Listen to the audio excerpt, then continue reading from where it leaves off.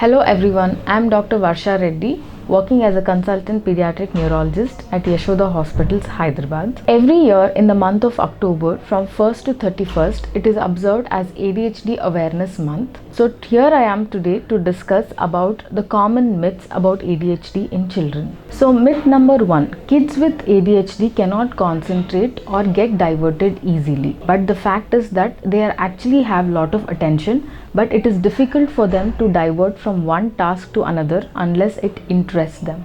Myth number 2, if the child isn't hyperactive, the child does not have ADHD.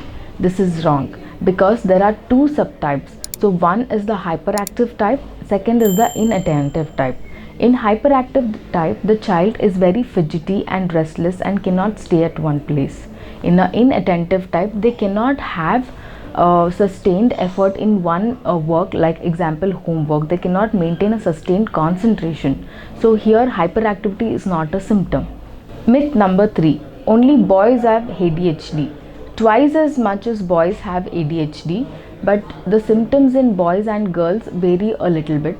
Sometimes the hyperactive symptoms are more predominant in boys and the inattentive type in girls. And in girls there can be extreme emotional disturbances also as a part of ADHD. Myth number 4, ADHD is only present in childhood and it will go away as adults.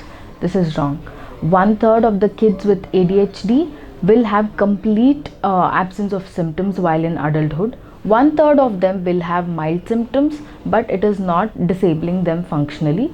Another 1/3 of them may have persistent ADHD symptoms throughout their life. Myth number 5, ADHD is caused by poor parenting skills. This is not true because it's easy to blame a kid who is impulsive and acting out that the child is not well taught at home.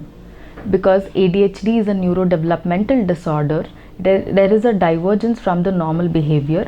The brain imaging also shows that certain structures are responsible for the kid's behavior. Myth number 6, ADHD medications will make your child's personality to change forever. No, this is completely false because ADHD medications are stimulants which can be given at appropriate doses for appropriate duration of time. If it is making your child extremely sedated or drowsy, it is advisable to change the medication or start with a lower dose.